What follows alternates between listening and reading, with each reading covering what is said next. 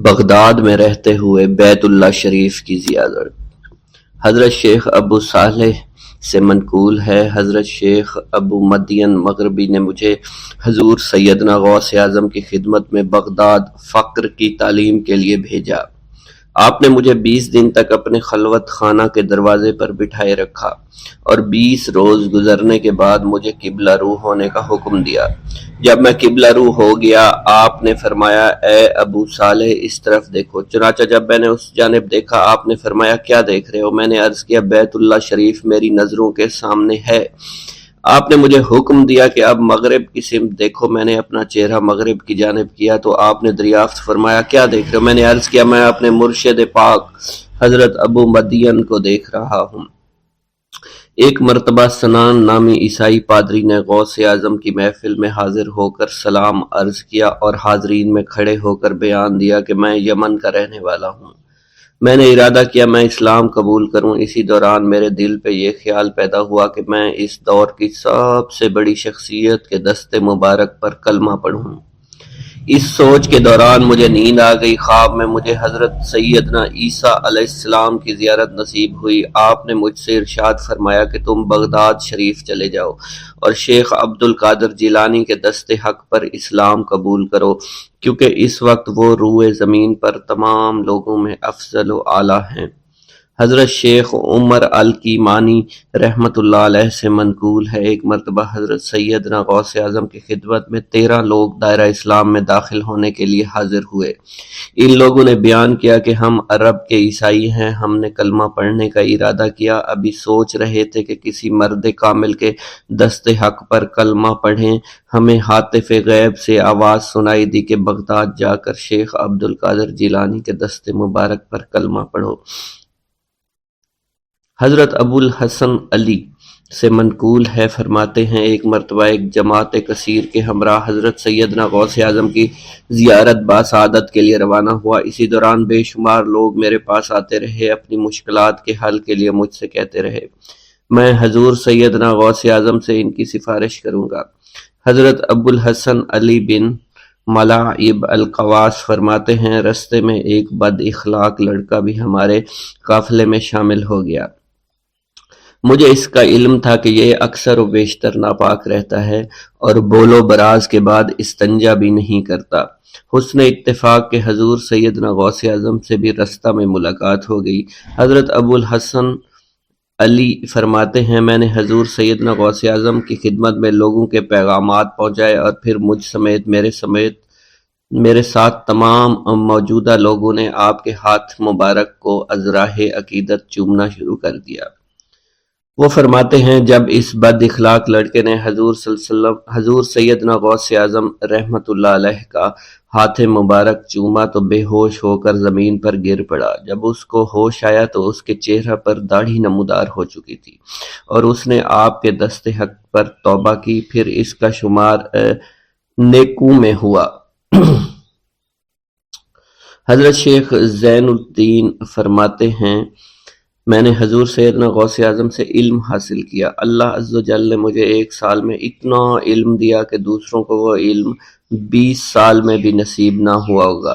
میں نے آپ سے مصر جانے کی اجازت طلب کی تو آپ نے فرمایا، دمشق پہنچ کر غازیوں کو مصر میں داخل ہونے کے لیے تیار پائے گا تاکہ اس پر قابض ہو جائیں، مگر ان سے کہنا وہ ہرگز کامیاب نہیں ہوں گے، ہاں دوسری مرتبہ وہ ضرور کامیاب ہوں گے۔ حضرت شیخ زین الدین فرماتے ہیں، جب میں دمشق پہنچا میں نے وہی حال پایا۔ آپ نے بیان فرمایا، میں نے ان سے کہا تو وہ نہ رکے۔ جب میں مصر پہنچا میں نے خلیفہ کو ان کو مقابلے کے لیے تیار کیا۔ میں نے خلیفہ سے کہا، گھبراؤ نہیں، تم کامیاب ہو جاؤ گے۔ جب غازی مصر پہنچے تو ان کو شکست ہوئی۔ شیخ زین الدین فرماتے ہیں، خلیفہ نے مجھے اپنا ندیم خاص مقرر کر دیا اور اپنے ہر راز سے مجھے واقفیت دے دی۔ پھر دوسری مرتبہ غازی آئے، انہوں نے مصر پر قبضہ کر لیا۔ مجھے حضور سیدنا غوث اعظم کے قول کے مطابق ہر ایک سے 1.5 لاکھ دینار ملے۔ مجھے مصر میں ہر خاص و عام میں مقبولیت حاصل ہو چکی تھی اور بے شمار لوگ میرے واعظ سے مستفیض ہونے لگے تھے۔ حضرت سیدنا غوث اعظم شیخ عبد القادر جیلانی کی خدمت میں ایک عورت حاضر ہوئی۔ آپ سے دعا کی درخواست کی کہ اس کے ہاں اولاد ہو آپ نے مراقبہ میں جا کر لوح محفوظ کا مشاہدہ کیا تو وہاں لکھا تھا اس عورت کی قسمت میں اولاد نہیں ہے۔ آپ نے اللہ کے حضور اس کے لیے دعا فرمائی۔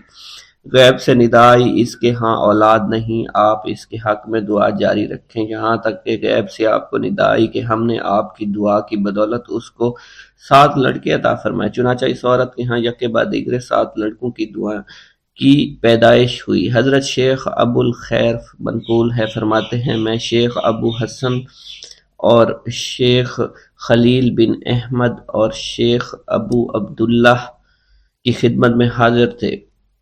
آپ نے فرمایا تم سب اپنی اپنی حاجات بیان کرو، میں انشاءاللہ تمہاری حاجات پوری کروں گا۔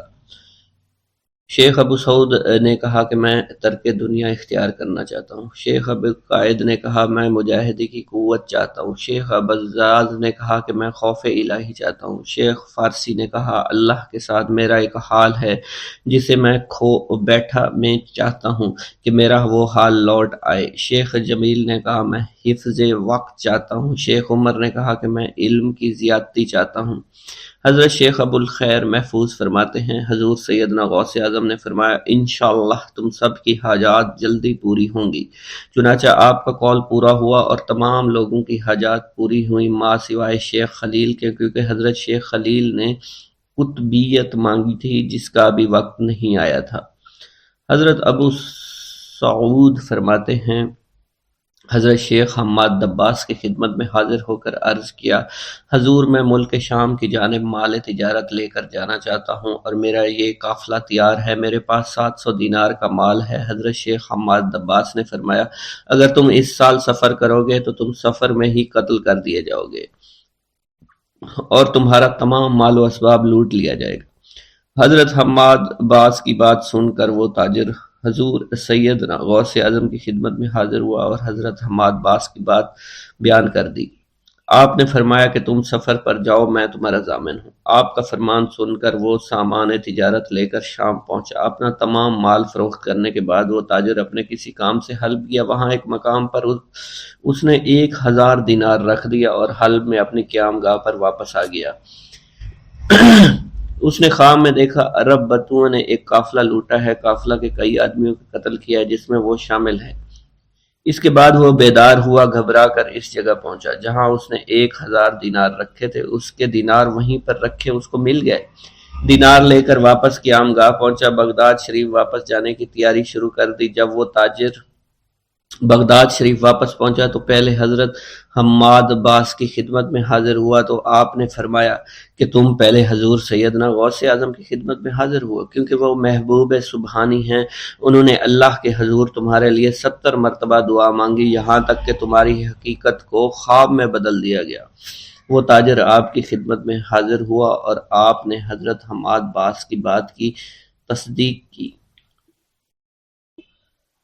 ایک گاؤں کے بارے میں کہا جاتا تھا کہ جہاں قدرت کی بے پناہ نعمتیں تھیں، اللہ پاک نے وہاں کے لوگوں کو مالا مال کیا ہوا تھا۔ ایسی نعمتیں کہ جن نعمتوں کو دیکھ کر انسان اکثر مغرور ہو جایا کرتے ہیں، مگر وہاں پر کچھ مسلمان تھے اور سب سے بڑی اور بری بات یہ تھی کہ وہاں کے تمام لوگ کافر تھے۔ وہ کفار اپنی دولت پر بہت فخر کیا کرتے تھے کیونکہ ان میں ہر ایک انسان بہت دولت مند تھا، ہر ایک کے پاس بے بہا پیسے تھے، کسی کو پیسوں کی کمی نہیں تھی۔ وہاں کے سردار کی ایک اکلوتی بیٹی تھی جس کو سردار بے پناہ پیار کرتا تھا۔ اس سردار کی بیٹی بے پناہ مغرور، ظالم، گھمنڈی تھی۔ وہاں پر غریب لوگ صرف مسلمان ہی تھے، تمام کافر ایک دوسرے کی مدد کیا کرتے تھے، لیکن مسلمانوں کی مدد کرنے والا وہاں پر کوئی نہ تھا۔ وہاں پر انہیں کوئی دیکھنے والا نہ تھا۔ سردار کی بیٹی کو کالے جادو میں خوب مہارت حاصل تھی اور وہ جادو کی وجہ سے وہاں پر رہنے والے غریبوں پر بہت ظلم کیا کرتی تھی۔ تمام مسلمان اس سے بے حد پریشان تھے اور وہ لوگوں کو غلام بناتی اور مزدور بناتی تھی۔ اگر ان میں کوئی اس کی بات نہ مانتا تو اس کو قیدی بنا کر اپنے اشاروں پر نچایا کرتی تھی۔ اس بستی میں چونکہ اکا دکا مسلمان تھے جن کا کوئی پرسان حال نہیں تھا، کوئی بھی ان کو بچانے والا نہیں تھا۔ جب وہ سردار کی بیٹی کے ظلم حد سے بڑھ گئے تو مسلمانوں میں سے ایک بوڑھے شخص نے اللہ کے حضور گڑ گڑا کر دعائیں کی، اے اللہ ہمارے چند نسلیں جو یہاں پر بچی ہوئی ہیں ان نسلوں کو تو بچا لے۔ یہ سردار کی بیٹی جس نے ہمارا جینا دشوار کر رکھا ہے، یہاں کوئی بھی انسان ہمارا حال نہیں پوچھتا، اور نہ ہی ہمارے پاس مال و دولت ہے اور نہ ہی ہمارے پاس جسمانی طاقت بچی ہے۔ یا اللہ ہمارے لیے کوئی ایسا بندہ بھیج جو نہ صرف طاقتور ہو بلکہ اس جادوگرنی یعنی سردار کی بیٹی کو بھی ہرا سکے۔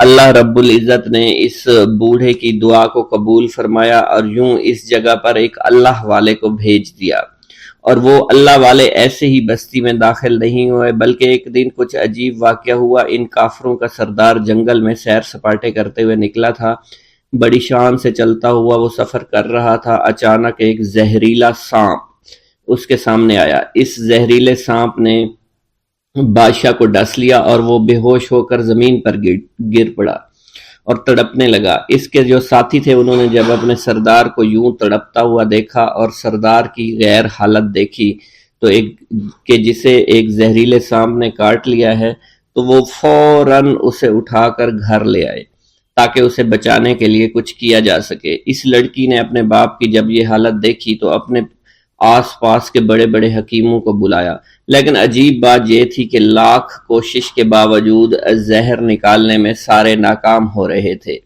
اور زہر تیزی کے ساتھ اس کے جسم میں پھیلتا چلا جا رہا تھا۔ لیکن اسی وقت وہاں ایک درویش کی آمد ہوئی، ایک اللہ والے آئے، ان اللہ پاک نے اس مقصد کے تحت وہاں بھیجا تھا۔ اس اللہ کے ولی نے سردار کے گھر پر پہنچ کر دروازے کو کھٹکھٹایا۔ نوکروں نے پوچھا کون ہو، کس سے ملنا ہے؟ اس نے کہا میں نے سنا ہے کہ یہاں کے سردار کو سانپ نے ڈس لیا ہے۔ نوکر کہنے لگے کہ تمہیں کیسے پتا چلا کہ یہاں کے سردار کو سانپ نے ڈس لیا ہے؟ تم تو ہمیں اجنبی لگتے ہو، ہم نے تمہیں آج تک یہاں نہیں دیکھا ہے۔ اس نے کہا میں مسافر ہوں اور مجھے خبر ملی ہے کہ یہاں کے سردار کو ایک زہریلے سانپ نے ڈس لیا ہے اور کوئی بھی اس کا علاج نہیں کر پا رہا۔ نوکروں نے کہا تم کون ہو؟ اللہ والے نے کہا میں حکیم ہوں اور میں ان کے علاج کی غرض سے یہاں آیا ہوں۔ وہ نوکر اللہ والے کی حالت دیکھ کر ہنسنے لگے کیونکہ آپ نے پھٹے پرانے کپڑے پہن رکھے تھے اور دیکھنے سے بہت غریب معلوم ہوتے تھے۔ وہ نوکر کہنے لگے کہ اتنے بڑے سردار کا علاج کرو گے؟ ارے یہاں تو اس کے پاس بڑے بڑے حکیم بلائے گئے ہیں، ہمارے سردار کے پاس پیسوں کی کوئی کمی نہیں ہے، اور وہ تم جیسے غریب سے بھلا کیوں علاج کروائیں گے؟ درویش نے کہا اگر تم چاہتے ہو تمہارے سردار کی جان بچ جائے پھر مجھے اندر جانے دو۔ غلام کہنے لگا ٹھیک ہے ہم اندر جا کر اجازت لے کر آتے ہیں۔ نوکر اندر گئے، سردار کی بیٹی سے کہا ایک غریب آیا ہے، کپڑوں سے فقیر معلوم ہوتا ہے لیکن کہتا ہے میں سردار کا علاج کر سکتا ہوں اور میں سردار کا علاج کروں گا۔ جو زہر تیزی کے ساتھ جسم میں پھیل رہا ہے میں اس کو باہر نکال پھینک کروں گا۔ اس کی بیٹی کہنے لگی ٹھیک ہے بلا لو۔ جب وہ اللہ والے اس کے گھر کے اندر گئے تو دیکھا سردار تڑپ رہا تھا، ٹانگ کو بار بار بستر پر پٹخ رہا تھا۔ اللہ والے نے اس کے پیر کی طرف دیکھا جہاں سانپ نے اس کو کاٹا تھا، اسی جگہ اللہ والے نے تھوک دیا، فوراً وہاں سے بھاگ گئے۔ اس کے سارے سپاہی اس کی بیٹی دیکھ کر حیران رہ گئے کہ یہ بھلا کون سا دیوانہ ہے، کمرے میں آیا علاج کی بجائے اسی جگہ پر تھوک دیا جہاں صرف کاٹا تھا اور بھاگ بھی گیا، اس کو کوئی گرفتار نہیں کر سکا۔ سردار کی بیٹی غصے میں تل ملا اٹھی کہ اس نے جو گستاخی کی ہے اس کی کوئی بات نہیں، تھوک کو میں صاف کروا دوں گی مگر اس کو تو میں ابھی گرفتار کرواتی ہوں۔ اور اس نے اپنے سردار کے ایک نوکر سے کہا کہ اس تھوک کو صاف کرو۔ اس نوکر نے تھوک کو صاف کرنے کی بجائے اس کو اچھی طرح سے ٹانگ پر مل دیا۔ لڑکی نے کہا کیا کر رہے ہو؟ اس فقیر نے میرے باپ کی ٹانگ پر تھوک دیا، اب اس تھوک کو تم مل رہے ہو؟ حکیم نے اپنے ہاتھ کے اشارے سے سردار کے بیٹے کو روک دیا۔ جیسے اس تھوک کو سردار کی ٹانگ پر ملا گیا فوراً سارا زہر ختم ہو گیا۔ جو ٹانگ کٹنے کے قابل تھی وہ ٹانگ بالکل ٹھیک ہو چکی تھی۔ جو نیلی پڑ چکی تھی اب اصلی حالت میں آہستہ آہستہ واپس آ رہی تھی، اور جب وہ قبیلے کا سردار بالکل ٹھیک ہو گیا، ہوش میں آ گیا تو حیران رہ گیا۔ اسے بتایا کہ فقیر بابا کے تھوک کی وجہ سے آپ ٹھیک ہوئے ہیں۔ اس نے کہا وہ بزرگ تو ہمارے لیے مسیحا ہے، تم لوگوں نے انہیں جانے کیوں دیا؟ انہیں میرے پاس لے کر آؤ، انہوں نے ہم پر بہت بڑا احسان کیا ہے، ہم اس کے احسان کا بدلہ ضرور چکائیں گے۔ اس کی بیٹی جو خاموشی سے باپ کو دیکھ رہی تھی، اس نے کچھ بھی نہ کہا۔ گاؤں کے سردار کے کہنے پر سارے سپاہی اللہ والے کو ڈھونڈنے کے لیے نکل گئے۔ وہ چاروں طرف پھیل گئے لیکن کہیں بھی اللہ والے کا پتہ نہیں چل رہا تھا۔ پھر جب سپاہی تلاش کرتے کرتے جنگل میں داخل ہوئے، وہاں ایک درخت کے نیچے ایک آدمی کو عبادت کرتے ہوئے دیکھا۔ وہ غور سے اس کو دیکھ رہے تھے اور کہہ رہے تھے یہ کس طرح کی عبادت کر رہے ہیں؟ ہم لوگ تو اپنے بتوں کے آگے ہاتھ جوڑتے ہیں، یہ نہ جانے کس کو سجدہ کر رہے ہیں۔ خیر، عبادت کے فوراً بعد اللہ والے کو پکڑ لیا، گاؤں کے سردار کے سامنے پیش کیا۔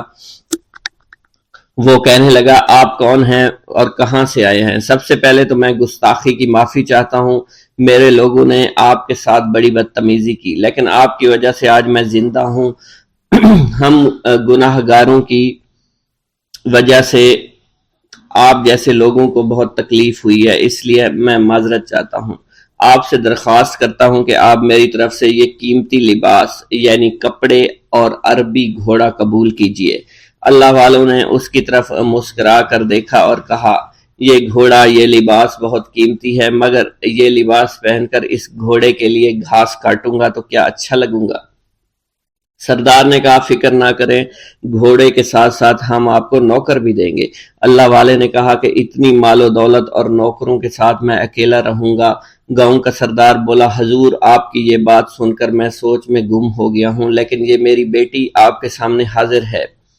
بیٹی حیرت سے اپنے باپ کو دیکھ رہی تھی کہ میرا باپ اب کیا کہنے والا ہے۔ سردار نے کہا میری بیٹی جسے آپ نے دیکھ لیا ہے، اس کی شادی میں آپ سے کر دوں گا، مگر ایک شرط ہے کہ آپ کو اپنے مذہب کو چھوڑنا پڑے گا۔ میرے سپاہیوں نے آپ کو عبادت کرتے ہوئے دیکھا ہے، جہاں تک ہمارے معمولات ہیں ہم بتوں کے آگے سجدہ کرتے ہیں اور ان کی عبادت کرتے ہیں، اور آپ جس کے آگے سجدہ کرتے ہیں وہ اللہ ہے، یعنی آپ مسلمان ہیں، اس لیے آپ کو اپنا مذہب چھوڑنا پڑے گا۔ کیا آپ ایسا کر سکتے ہیں؟ اللہ والے نے کہا کہ مجھے ایک بات بتائیے، آپ سب کچھ دیکھ رہے ہیں، آپ نے مجھے یہ بھی دعا دی کہ میری اولادیں ہوں اور آپ کی نسل آپ کی بیٹی سے چلے گی۔ مجھے ایک بات بتائیں، اگر ان بچوں میں سے کسی بچے کو خدا نہ خواستہ کچھ ہو گیا تو کس کو رونا پڑے گا؟ سردار نے جواب دیا اگر خدا نہ خواستہ کچھ ایسا ہوا تو رونا مجھ کو ہی پڑے گا۔ اللہ والا نے مسکرا کر کہا اگر یہ سارا مال لے کر مجھے رونا ہی پڑا تو آپ اپنا گھوڑا، اپنی دولت، اپنی بیٹی، ہر چیز اپنے پاس رکھ لو۔ میں خوش ہوں، میں مسلمان ہوں، میں ٹھیک ہوں۔ اگر یہ تمام چیزیں لے کر مجھے اپنا محلہ چھوڑنا پڑے تو میں اپنی جان دے کر بھی اپنے مذہب کو نہیں چھوڑوں گا۔ جس طرح آپ نے مجھے نوازا ہے، میں اسی رب کے دین کو چھوڑ کر چلا جاؤں گا۔ صرف چند پیسوں کی خاطر میں ہر دن پیسہ نہیں کر سکتا، اور اپنی درویشی میں بہت خوش ہوں۔ اللہ نے مجھے جس مقصد کے لیے بھیجا تھا وہ میرا مقصد پورا ہو جائے گا۔ گاؤں کے سردار نے پوچھا، یہ کہہ کر وہ اللہ والے جانے لگے تو سردار نے درویش کو رک جانے کا کہا اور کہنے لگے میں نے مال دے کر تمہیں آزمایا اور تمہیں پرکھا، لیکن تم اپنے مذہب کو چھوڑنے پر راضی نہیں ہو۔ اگر تم یہی سب کرنے آئے تھے تو تمہیں اس بات کا ڈر نہیں؟ کیا تم نہیں جانتے ہم کتنے طاقتور ہیں، اور میری بیٹی اپنے عمل میں اتنی ماہر ہے کہ تمہیں یہاں کھڑے کھڑے ابھی جنگلی جانور بنا سکتی ہے۔ اللہ والے نے کہا کہ اس نے جنگلی جانور کمزور لوگوں کو بنایا ہوگا، یہ مجھے جانور بنا کر تو دکھائے۔ اس سے پہلے کہ گاؤں کا سردار اپنی بیٹی سے کچھ کہتا کہ اس پر وار کرو، اللہ والے نے جادوگرنی پر ایسی پھونک ماری کہ وہ اسی وقت ایک بہت بڑی چھپکلی بن گئی۔ وہ کچھ بھی نہیں کر پا رہی تھی، وہ چھپکلی اتنی بڑی تھی کہ وہاں پر جتنے بھی انسان کھڑے تھے ان سب میں سب سے زیادہ اونچا اس کا قد تھا۔ وہ چھپکلی اللہ والے کے پاس آئی، اپنا زہر اس پر اگلنا چاہتی تھی کہ اسی وقت اس نے اس کے منہ پر تھوک دیا۔ تھوکنے کی دیر تھی، وہ چھپکلی جلنے لگی اور جس سے گرمی کی وجہ سے اس کا چہرہ پگھل رہا تھا، اس کا چہرہ جل کر کالا ہو چکا تھا، وہ مرنے والی تھی کہ سردار دوڑتا ہوا قدموں میں آ کر گر پڑا اور معافی مانگنے لگا اور کہنے لگا، حضور اس گستاخی کے لیے میں معذرت خواہ ہوں، آپ مجھے معاف کر دو، میں نے سچ میں آپ کو بہت کمزور سمجھا تھا، آپ کو آپ کا مذہب سے ہٹانا چاہا تھا، اگر میری بیٹی ٹھیک ہو جائے تو میں سچ کہتا ہوں یہاں پر جتنے لوگ ہیں ہم پوری کی پوری بستی مسلمان ہو جائیں گے۔ اللہ والے نے کہا کہ ہم تمہیں اپنے دین میں شامل کرنے کے لیے یہ سب نہیں کر رہے، بلکہ تم لوگ مسلمان بھائیوں پر جو ظلم کرتے ہو وہ ظلم کو ختم کرنے کے لیے ہم یہاں آئے ہیں۔ ہمارے دین میں جبر اور ظلم نہیں۔ اگر تمہارے بیٹی سے انسان بن کر سدھر جاتی ہے تو اس کو اس کی اصلی حالت میں لانے کے لیے میں خود کو اللہ کی بارگاہ میں پیش کروں گا اور دعا کروں گا۔ سردار کہنے لگا کہ ہاں میری بیٹی اصلی حالت میں اگر آ جائے تو پھر ہم کسی پر ظلم و ستم نہیں کریں گے، اور میں دل سے اپنی بیٹی کے لیے معافی چاہتا ہوں۔ آج سے یہ کوئی بھی جادو ٹونا اور مسلمانوں کو تنگ نہیں کرے گی اور نہ ہی کسی مسلمان پر یہ ظلم اور جبر کرے گی، بس آپ اسے دوبارہ سے انسان بنا دے۔ اللہ والا نے چھپکلی پر دوبارہ سے پھونک ماری تو پھر سے انسان بن گئی اور اللہ والے کے قدموں سے وہ لپٹ گئی، کہنے لگی مجھے معاف کر دیجئے، مجھے معاف کر دیجئے، میں نے اپنے آپ کو بہت طاقتور سمجھا۔ اس لڑکی کا آدھا چہرہ جل چکا تھا اور کالا ہو چکا تھا، وہ کہنے لگی کہ آج اپنے باپ کے ساتھ میں آپ کے دست مبارک پر مسلمان ہونا چاہتی ہوں۔ میں وعدہ کرتی ہوں کہ آج سے اس بستی پر کوئی بھی کافر کسی مسلمان کے ساتھ بدتمیزی نہیں کرے گا، زیادتی نہیں کرے گا، ظلم اور جبر نہیں کرے گا، بلکہ ہم سب یہاں مل جل کر رہیں گے اور بھائی چارے کے ساتھ رہیں گے، ہم سب مسلمان ہو جائیں گے۔ اور پھر یوں اللہ والے کے ہاتھوں پوری بستی کا سردار اور اس کی بیٹی نے اسلام قبول کر لیا، اور سردار نے اللہ والے سے اپنی بیٹی کا نکاح کر دیا، اور پھر اس بستی میں ہمیشہ کے لیے امن و امان قائم ہو گیا۔ بسم اللہ الرحمن الرحیم۔ منقول ہے کہ حضور سیدنا غوث اعظم کے زمانہ میں ایک مقرب کی ولایت سلب کر لی گئی۔ سب چھوٹے بڑے اس کو حقارت کی نگاہ سے دیکھنے لگے۔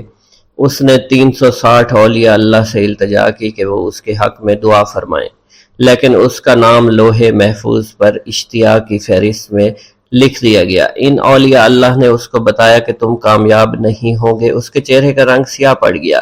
اس شخص نے حضور سیدنا غوث اعظم شیخ عبد القادر جیلانی کی خدمت میں حاضر ہو کر دعا کی درخواست کی۔ آپ نے فرمایا تم اللہ عز و جل کی بارگاہ میں مردود ہو گئے ہو، مگر میں تمہیں اللہ کے اذن میں مقبول بنا سکتا ہوں۔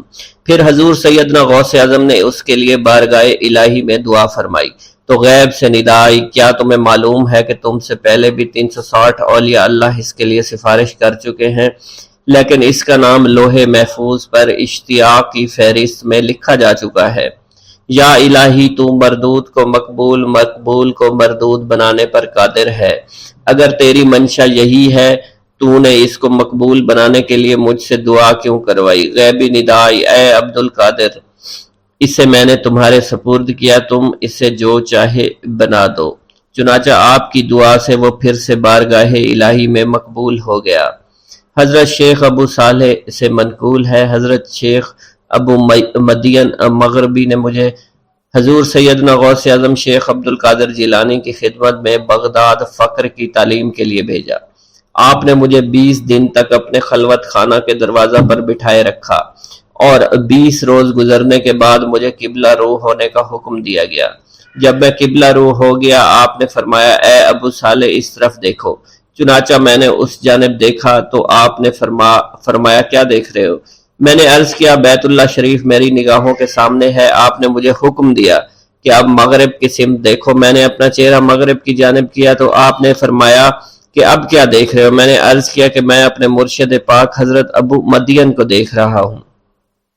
ایک مرتبہ سنان نامی عیسائی پادری نے حضور سیدنا غوث اعظم کی محفل میں حاضر ہو کر سلام عرض کیا۔ حاضرین کھڑے ہو کر بیان دیا کہ میں یمن کا رہنے والا ہوں، میں نے ارادہ کیا کہ میں اسلام قبول کروں گا۔ اسی دوران میرے دل میں خیال پیدا ہوا میں اس دور کی سب سے بہترین شخصیت کے دست مبارک پر کلمہ پڑھوں۔ اسی سوچ کے دوران مجھے نیند آ گئی۔ خواب میں مجھے حضور سیدنا عیسیٰ کی زیارت نصیب ہوئی۔ آپ علیہ السلام نے مجھ سے ارشاد فرمایا، بغداد چلے جاؤ، شیخ عبد القادر کے دست حق پر اسلام قبول کرو، کیونکہ اس وقت وہ روئے زمین پر تمام لوگوں میں افضل اور اعلیٰ ہیں۔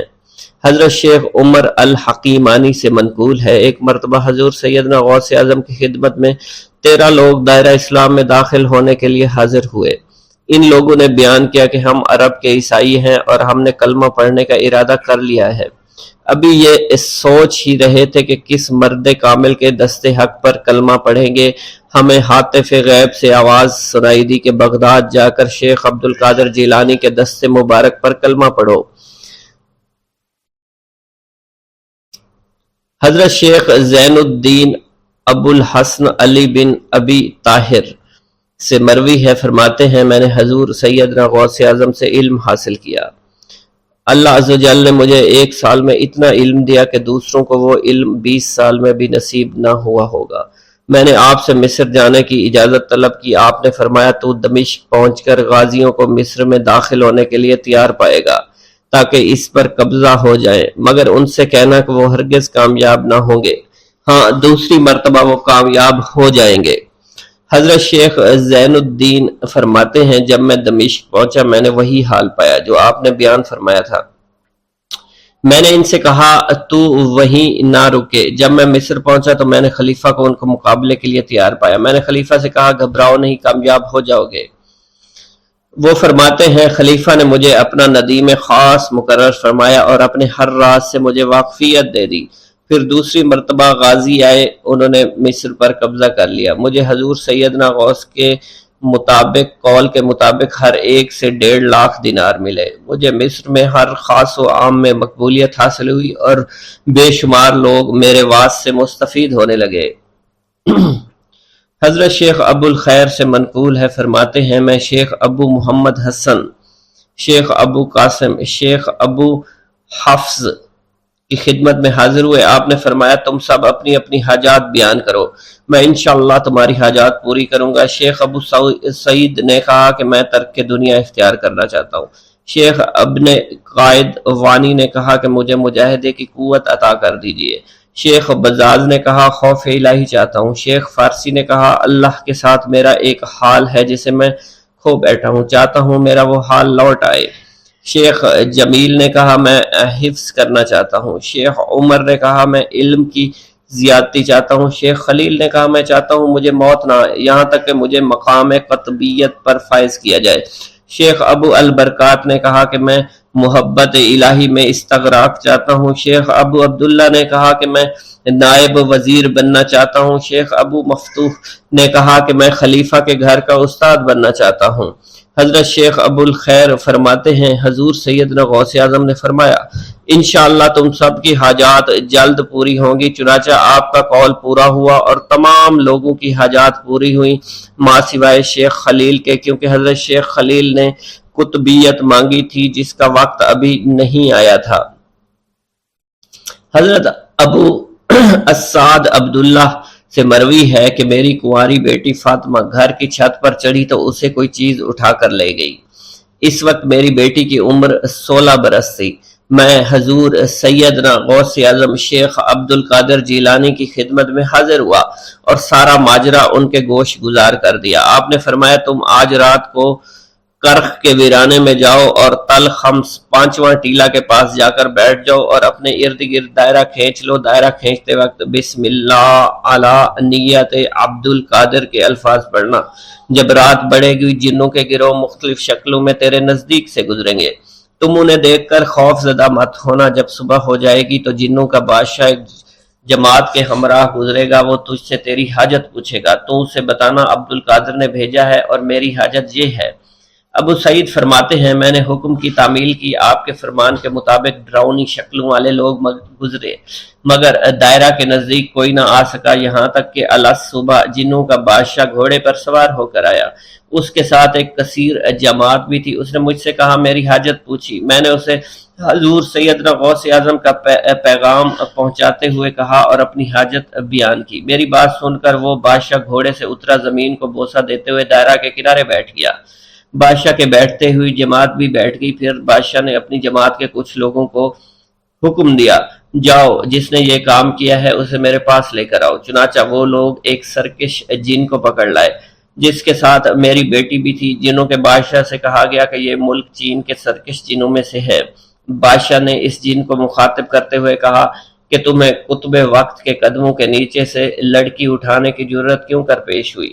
اس سرکش جن نے کہا کہ میں اس لڑکی پر عاشق ہو گیا تھا۔ بادشاہ جن نے اس سرکش جن کو سر قلم کرنے کا حکم دیا اور میری بیٹی مجھے واپس لوٹا دی۔ میں نے بادشاہ جن سے کہا کہ تم نے حضور سیدنا غوث اعظم کا حکم بجا لانے میں کوئی کسر نہ چھوڑی۔ بادشاہ جن نے کہا کہ وہ گھر بیٹھے ہم جیسے سرکشوں کو دیکھ لیتے ہیں، خواہ کتنی ہی دور کیوں نہ بیٹھے ہوں۔ جب اللہ عز و جل کوئی کتب مقرر کرتا ہے تو اسے جن و انس پر قدرت عطا فرما دیتا ہے۔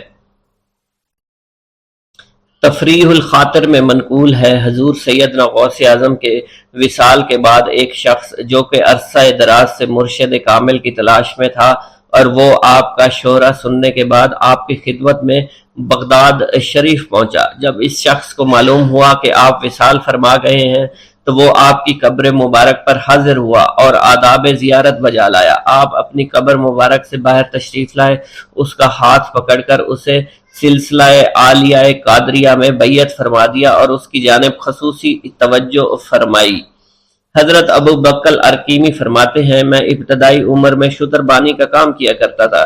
ایک مرتبہ مجھے ایک شخص کے ساتھ حج کرنے کا اتفاق ہوا۔ اس شخص کو یہ خطرہ لاحق ہوا کہ وہ عنقریب مر جائے گا۔ اس نے مجھے ایک چادر اور 10 دینار دیے اور فرمایا یہ میری امانت، تم بغداد شریف واپس جا کر حضور سیدنا غوث اعظم شیخ عبد القادر جیلانی رحمۃ اللہ علیہ کی خدمت میں پیش کر دینا۔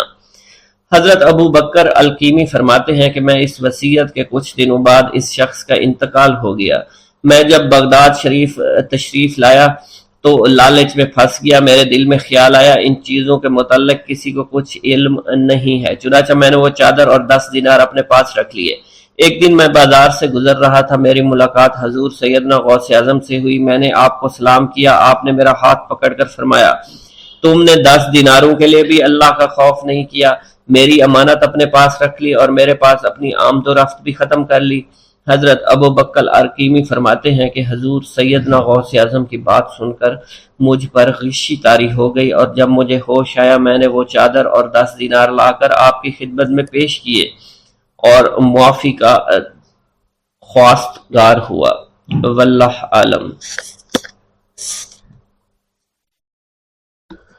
بسم اللہ الرحمن الرحیم۔ حضور سیدنا غوث العظم حضرت سیدنا عبد القادر جیلانی رحمۃ اللہ علیہ فرماتے ہیں کہ احوال کے مشاہدہ اور کشف کے وقت اولیاء اللہ پر افعال خداوندی میں سے ایسی چیزوں کا ظہور ہوتا ہے جو عقلوں کو سلب کر لیتی ہے اور عادات و رسوم کو بکھیڑ دیتی ہے۔ حضور سیدنا غوث اعظم فرماتے ہیں کہ افعال خداوندی 2 اقسام میں منقسم ہیں، نمبر 1 جلال، نمبر 2 جمال۔ اللہ رب العزت اولیاء اللہ کے قلوب پر اپنی دونوں صفات کے ساتھ تجلی فرماتا ہے، جلال اس کا قہر ہے اور جمال اس کی رحمت ہے۔ مشاہدہ اور کشف کے بعد اولیاء اللہ دور سے دیکھتے اور سنتے ہیں، انبیاء کرام کی ارواح کی زیارت نصیب ہوتی ہے، ملائکہ اور انبیاء سے کلام کی سعادت حاصل ہوتی ہے، اور یہ سب امور عقل اور عادات و رسوم کے خلاف ہیں۔ جس وقت اللہ کی تجلی قلوب پر ظاہر ہوتی ہے تو اس وقت قلوب میں سرور طاری ہو جاتا ہے۔ اللہ عز و جل ان کے ساتھ بہترین کلام فرماتا ہے، ان کو مختلف انواع و منازل کی بشارت دیتا ہے اور انہیں وہ منازل نصیب ہوتی ہیں کیونکہ ابتدا سے ہی قلم نے ان چیزوں کو ان کے حق میں لکھ دیا ہے۔ اولیاء اللہ کے لیے عظمت اور جلال خوف کر دینے والا ڈر ہے اور قلب پر ایسا غلبہ لاتا ہے جس کا اثر بدن کے اعضاء پر بھی ظاہر ہوتا ہے۔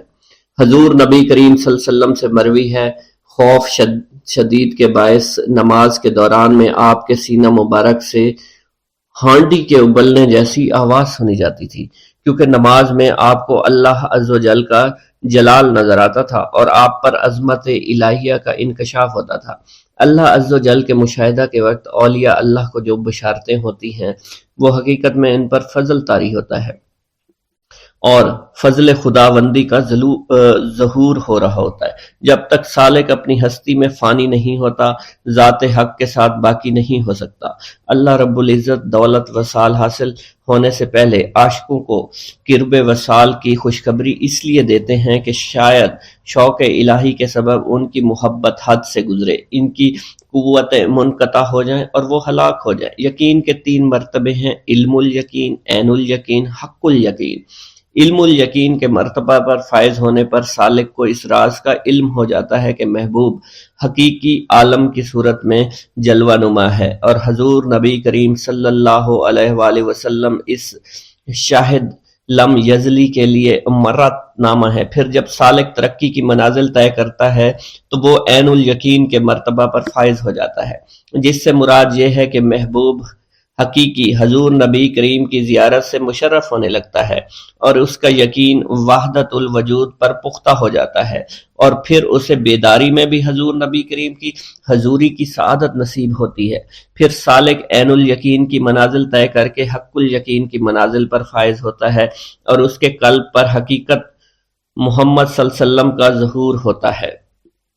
حضور سیدنا غوث اعظم حضرت سیدنا عبد القادر جیلانی رحمۃ اللہ علیہ فرماتے ہیں: اے سالک، تیرا حقیقی مقصد صرف اللہ ہے، یعنی تو اس جہان فانی میں صرف معرفت الہی کا شکار کھیلنے کے لیے آیا ہے، کیونکہ ارشاد باری تعالیٰ ہے پس اللہ کی طرف دوڑو۔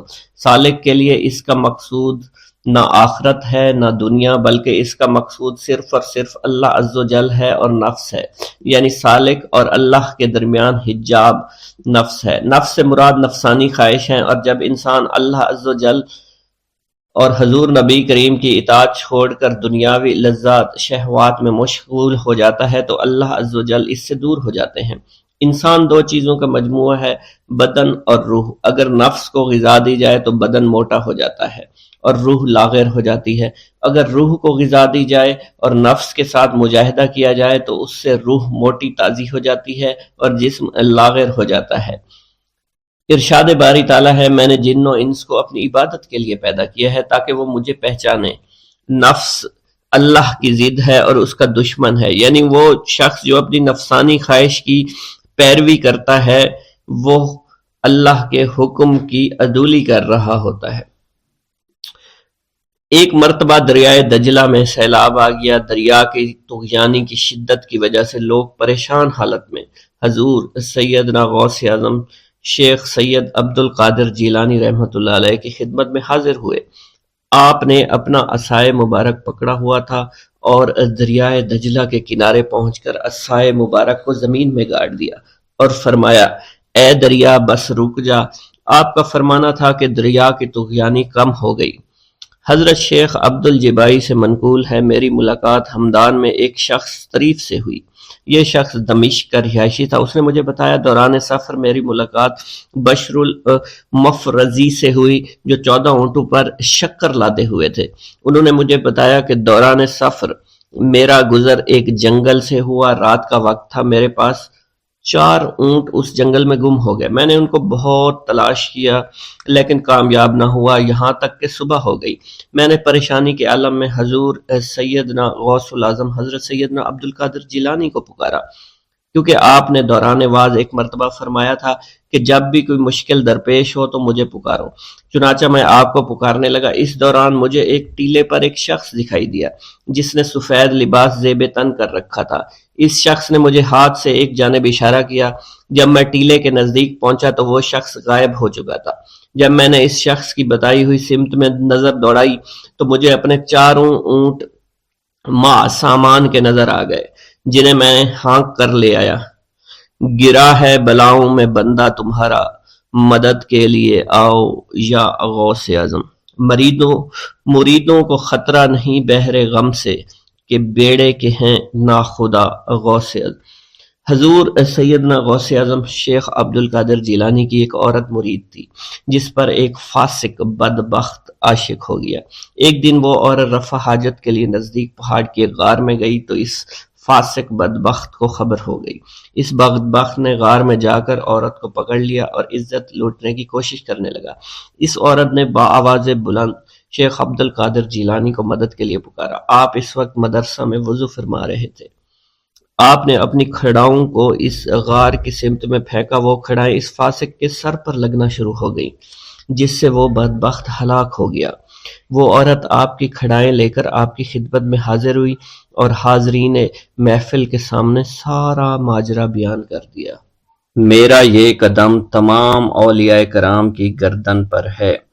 ایک مرتبہ محلہ حلبہ میں اپنے مہمان خانے میں وعظ فرماتے ہوئے حضور سیدنا غوث اعظم پر اچانک حالت کشف طاری ہوئی۔ آپ رحمت اللہ علیہ نے فرمایا، میرا یہ قدم ہر ولی اللہ کی گردن پر ہے۔ یہ ارشاد سن کر تمام اولیاء اللہ نے اپنی گردنیں جھکا دیں۔ صلحائے امت نے اس کی توضیح فرمائی ہے کہ آپ رحمت اللہ علیہ کے عہد مبارک اور بعد میں قیامت تک آپ کی عطا کے بغیر ولی اللہ ولایت کے درجے پر فائز نہیں ہو سکتا۔ سلطان الہند حضرت خواجہ معین الدین چشتی المعروف خواجہ غریب نواز اس وقت خراسان کے پہاڑوں پر مجاہدات میں مشغول تھے۔ انہوں نے بھی حضور سیدنا غوث اعظم کا ارشاد گرامی سن کر اپنی گردن جھکا دی اور یوں عرض گزار ہوئے، آپ کے قدمین شریفین میرے سر اور میرے آنکھوں پر ہیں۔ حضور سیدنا غوث اعظم فرماتے ہیں کہ میں 10 برس کی عمر میں اپنے شہر کے مکتب میں حصول علم کے لیے جایا کرتا تھا۔ اس وقت میرے ساتھ ملائکہ بھی ہوتے تھے جو میرے آگے پیچھے میری حفاظت کے لیے چلتے تھے۔ جب میں مدرسہ پہنچتا تو یہ منادی کرتے تھے، اللہ کے ولی کے لیے جگہ خالی کر دو۔ چنانچہ وہ میرے لیے جگہ خالی کر دیتے تھے۔ ایک مرتبہ میں نے ایک ایسے شخص کو دیکھا جس نے فرشتوں کی آواز سن کر کہا، جس میں کوئی مزاحمت نہ ہوگی، کہ یہ ایک نہایت معزز گھرانے کا فرد ہے اور عن قریب اس کو وہ عظمت حاصل ہوگی جس میں کوئی مزاحمت نہ ہوگی اور اس کو ایسا قرب نصیب ہوگا کہ اس کو کوئی فریب نہ دے سکے گا۔ پھر 40 برس بعد میں نے اس شخص کو پہچانا۔ وہ شخص ابدالوں میں سے تھا۔ حضرت شیخ ابو سعود احمد بن بکر حریمی سے مروی ہے کہ حضور سیدنا غوث اعظم نے فرمایا کہ میں 55 سال تک تنہا عراق کے بیابانوں میں پھرتا رہا۔ میں لوگوں کو نہ جانتا، لوگ مجھے نہ جانتے۔ اسی دوران میرے پاس رجال الغیب اور جنات تشریف لاتے جنہیں میں طریقت اور اصول کی تعلیم دیتا تھا۔ ابتدا میں جب میں عراق میں داخل ہوا تو حضرت خضر میرے ہم سفر بنے اور بعد میں اس وقت ان کو پہچانتا نہ تھا اور اس کے ساتھ میرا معاہدہ ہوا کہ میں ان کے کسی حکم کی خلاف ورزی نہیں کروں گا۔ ایک مرتبہ انہوں نے مجھے ایک جگہ بیٹھنے کا حکم دیا اور میں اس جگہ 3 سال تک بیٹھا رہا۔ سال میں ایک مرتبہ حضرت خضر میرے پاس تشریف لاتے، فرماتے کہ یہی تیرا مقام ہے جہاں تجھے پہنچایا گیا ہے۔ اس عرصہ کے دوران تمام نفسانی خواہشات مجھ پر انسانی شکل میں وارد ہوئیں، لیکن اللہ عز و جل نے مجھے ہر موقع پر استقامت عطا فرمائی اور مجھے ان خرافات سے بچائے رکھا۔ ابتدا میں میرا نفس مجاہدہ کا کوئی طریقہ اختیار کرتا تو میں اس پر قائم ہو جاتا اور کسی چیز کو قبول نہ کرتا تھا۔ ایک طویل مدت تک اپنا گلا گھونٹتے ہوئے میں مدائن کے جنگلوں میں مجاہدات میں مشغول رہا۔ حضور سیدنا غوث اعظم فرماتے ہیں کہ میں نے اپنے نفس کو مختلف مجاہدوں، مختلف ریاضتوں اور مختلف مشقتوں میں ڈالے رکھا۔ 1 سال تک میں گری ہوئی چیزیں اٹھا کر کھاتا رہا، دوسرے سال پانی پر گزارا کیا اور تیسرے سال نہ میں نے کچھ کھایا، نہ پیا اور نہ ہی سویا۔ ایک مرتبہ شدید سردی کی وجہ سے میں ایوان کسریٰ کے کھنڈرات میں سویا تو رات بھر میں 40 مرتبہ طبیعت خراب ہوئی۔ حضور سیدنا غوث اعظم فرماتے ہیں، ہر سال ایک بزرگ آتے اور وہ مجھے جبہ دے کر چلے جاتے۔ اسی طرح میں نے بے شمار طریقوں سے دنیا اور نفس سے چھٹکارا پانے کی کوشش کی۔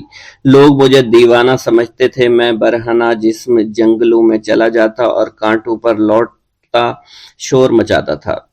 میرا تمام بدن سے خون جاری ہو جایا کرتا تھا اور لوگ مجھے اٹھا کر شفا خانے لے جایا کرتے، جہاں میری حالت مزید بگڑ جاتی۔ ایک وقت ایسا بھی آیا جب مجھ میں اور مردہ میں کوئی فرق نہ تھا۔ لوگ کفن لے کر آئے، غسال کو بلوایا کہ وہ مجھے غسل دے دیں۔ ابھی انہوں نے مجھے غسل دینے کے لیے تختہ پر ڈالا ہی تھا کہ میری حالت درست ہو گئی۔ میں اٹھ کھڑا ہوا۔ طریقت کی ان پرخطر راہوں میں نہ تو میں کبھی خوف زدہ ہوا اور نہ کبھی میرا نفس مجھ پر غلبہ پا سکا، اور نہ ہی دنیا کی آرائش مجھے حیران کر سکی۔ حضور سیدنا غوث اعظم فرماتے ہیں، شیطان نے میرے گرد بے شمار جال بچھائے۔ جب میں نے اس سے کہا کہ یہ کیا ہے تو اس نے کہا یہ دنیاوی چیزیں ہیں اور میں ان جالوں سے تم جیسوں کو شکار کرتا ہوں۔ میں نے 1 سال تک شیطان کا مقابلہ کیا، اس کے بچھائے ہوئے تمام جالوں کو ختم کر دیا۔ اس کے بعد میرے سینے کو کھول دیا گیا اور مجھ پر بے شمار خلائق ظاہر ہوئے۔ حضور سیدنا غوث اعظم فرماتے ہیں، میں نے دریافت کیا کہ یہ علائق کیسے ہیں؟ جواب ملا کہ یہ خلق کے اسباب ہیں جو تم سے ملے ہوئے ہیں۔ میں سال بھر ان کی جانب متوجہ رہا، یہاں تک کہ وہ مجھ سے جدا ہو گئے۔ جب مجھ پر میرا باطن ظاہر کیا گیا تو میں نے اپنے قلب کو بہت سے علائق سے ملوث پایا۔ میں نے دریافت کیا کہ یہ علائق کیا ہیں؟ جواب ملا یہ تمہارے ارادے، تمہارے اختیارات ہیں۔ چنانچہ 1 سال تک ان کی جانب متوجہ رہا کہ وہ مجھ سے دور ہو گئے۔ میرا قلب ان تمام غلاظتوں سے نجات پا گیا۔ پھر مجھ پر میرے نفس کو ظاہر کیا گیا، میں نے اس کا مشاہدہ کیا، مجھے معلوم ہوا اس کے ساتھ کچھ امراض اور بھی ہیں اور نفس کی خواہشات زندہ ہیں۔ نفس کا شیطان سرکش ہے۔ چنانچہ میں نے سال بھر پھر توجہ دلائی اور میرے نفس کے تمام امراض سرے سے ہی ختم ہو گئے اور اس کے شیطان نے کلمہ پڑھ لیا اور پھر میرے تمام امور اللہ کے لیے ہو گئے اور میں اپنی ہستی سے باہر نکل آیا۔ حضور سیدنا غوث اعظم فرماتے ہیں، پھر میں توکل کے دروازے پر آیا تاکہ میرا مقصد پورا ہو، لیکن جب میں نے توکل کے دروازے پر پہنچا تو بے شمار لوگ موجود تھے۔ میں اس ہجوم کو چیرتا ہوا آگے بڑھا اور شکر کے دروازے پر پہنچ گیا۔ یہاں پر بھی لوگوں کا جمع غفیر موجود تھا، اسے بھی چیرتا ہوا آگے بڑھا اور مشاہدہ کے دروازے پر پہنچ گیا اور یہاں پر موجود ہجوم کو چیرتا ہوا اندر داخل ہوا، حتیٰ کہ سب سے آخر میں مجھے فقر کے دروازے پر لایا گیا۔ فقر کا دروازہ خالی تھا۔ جب اس دروازہ میں داخل ہوا تو دیکھا جن جن چیزوں کو میں نے ترک کیا تھا وہ سب یہاں موجود تھیں۔ یہاں مجھے ایک بہت بڑے روحانی خزانے کی فتوحات سے نوازا گیا اور میرے لیے تمام دنیا کے خزانے کھول دیے گئے۔ مجھے روحانی عزت، دائمی فنا اور خالص آزادی عطا فرمائی گئی۔ میری تمام چیزیں جو میری ہستی اور میری صفات سب معدوم ہو گئیں اور میری ہستی کی جگہ کسی اور نے لے لی۔ حضرت شیخ ابو سعید مخزومی نے حضور سیدنا غوث اعظم کو خرقہ خلافت سے نوازا اور فرمایا، اے عبد القادر، یہ وہ خرقہ ہے جو حضور نبی کریم صلی اللہ علیہ وسلم نے حضرت سیدنا علی المرتضیٰ کو عطا فرمایا، اور حضرت سیدنا علی المرتضیٰ نے یہ خرقہ حضرت خواجہ حسن بصری کو عطا فرمایا تھا، جس سے ہوتا ہوا یہ خرقہ مجھ تک پہنچا، اور یہ تمہاری امانت تھی جو میں نے تم تک آج پہنچا دی ہے۔ حضور سیدنا غوث اعظم نے جب خرقہ مبارک کو زیب تن کیا تو آپ پر بے شمار انوار و تجلیات کی بارش ہونا شروع ہو گئی۔ حضور سیدنا غوث اعظم نے حضرت شیخ ابو سعید مخزومی کے مدرسہ میں تدریسی فرائض سر انجام دینا شروع کر دیے۔ آپ کے لیے فی الحال تدریسی مصروفیات کے علاوہ کوئی کام نہ تھا۔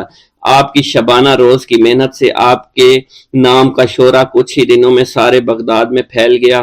طلبہ دور دراز کے علاقوں سے علم کے حصول کے لیے آنے لگے۔ طلبہ کی تعداد جب مزید بڑھنا شروع ہو گئی تو ارد گرد کے کئی مکانات کو خرید کر مدرسہ میں داخل کر لیا گیا۔ کتب سیر میں منقول ہے کہ 528 ہجری میں آپ مدرسہ نظامیہ کی وسیع عمارت تعمیر فرما چکے تھے۔ اس مدرسہ کی تعمیر میں آپ نے بحیثیت مزدور بھی حصہ لیا تھا۔ حضرت شیخ ابو الخشاب سے مروی ہے کہ میں جوانی میں جب علم نحو پڑھ رہا تھا تو لوگوں نے مجھے حضور سیدنا غوث اعظم کے پاس جانے کا مشورہ دیا، اور اس کی وجہ سے مجھے بھی اشتیاق ہوا کہ میں آپ کا واز سنوں۔ ایک مرتبہ کچھ لوگوں کے ہمراہ آپ کی مجلس میں دوستوں کے ہمراہ حاضر ہوا۔ آپ نے میری جانب توجہ کرتے ہوئے فرمایا، ہماری صحبت اختیار کر لو۔ چنانچہ میں نے آپ کے فرمان کے مطابق آپ کی صحبت کو اختیار کر لیا۔ آپ نے مجھے علم نحو کے علاوہ علوم عقلیہ اور تقلد حاصل کیے جس سے مجھے کوئی واقفیت پہلے نہیں تھی۔ 1 سال کے عرصہ میں آپ کی نظر کرم سے میں نے وہ علوم حاصل کر لیے جو گزشتہ اتنی عمر گزارنے کے باوجود بھی مجھے حاصل نہیں ہوئے تھے۔ منقول ہے حضرت شیخ بقا بن بطو، شیخ علی بن ہیتی اور شیخ کیلوی جب حضور سیدنا غوث اعظم کے مدرسہ میں آتے تو جھاڑو دیا کرتے تھے اور چھڑکاؤ کرتے تھے، لیکن آپ کی اجازت کے بغیر کبھی اندر داخل نہ ہوتے تھے۔ اجازت ملنے کے بعد آپ حضرات اندر داخل ہوتے اور اجازت ملنے پر ہی بیٹھتے تھے۔ آپ سے امان طلب کرتے اور امان مل جانے کے بعد مؤدب ہو کر بیٹھ جاتے۔ جس وقت آپ کہیں جانے کا ارادہ کرتے تو یہ حضرات سواری کے ہمراہ چلتے۔ آپ انہیں اس فعل سے منع فرمایا کرتے تھے اور کہتے تھے کہ ہمیں آپ کے ذریعے قرب الہی حاصل ہوا ہے۔ حضرت شیخ محمد قائل الادنیٰ سے مروی ہے کہ ایک مرتبہ حضور سیدنا غوث اعظم سے دریافت کیا گیا کہ آپ کی بزرگی اور عظمت کا راز کیا ہے؟ آپ نے فرمایا کہ میں کبھی جھوٹ نہیں بولتا اور کبھی کسی سے کذب بیانی نہیں کرتا۔